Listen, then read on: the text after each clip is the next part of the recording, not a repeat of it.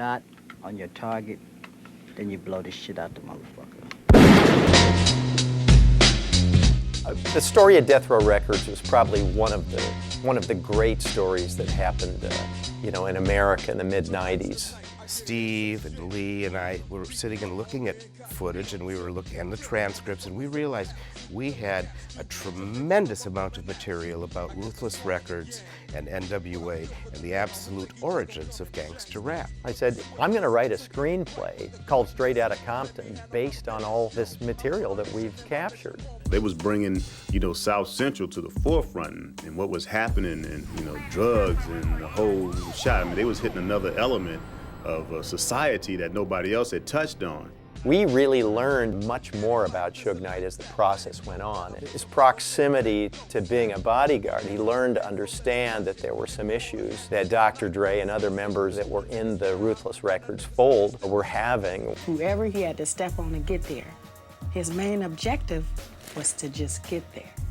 This guy had been extraordinarily successful, unbelievably successful. He'd made millions and millions of dollars. Death Row Records. Suge Knight, these people with the guns and the trouble and the east and the west. Oh boy.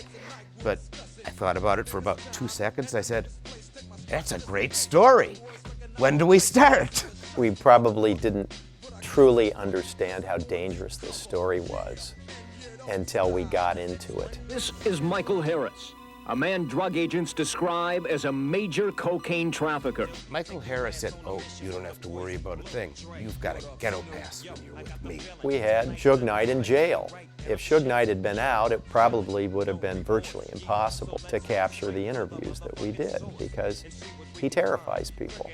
Suge grabbed me by my feet and everything went haywire. Loosened up my teeth and I had 2 black eyes. For a 3-year process, you're waiting. I mean, you're sitting there going, God, if something happens to the people that work here, this is really going to be, this is on me.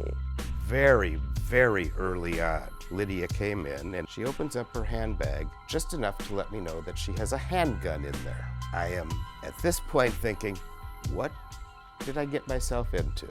There was crazy stuff that happened in the interviews. What would Suge say if he heard me say this?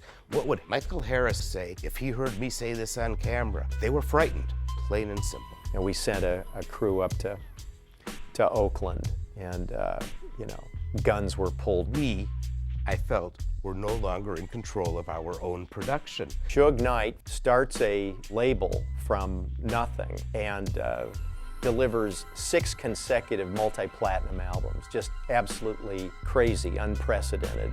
The Death Row Records story can literally be 5 or 6 different films.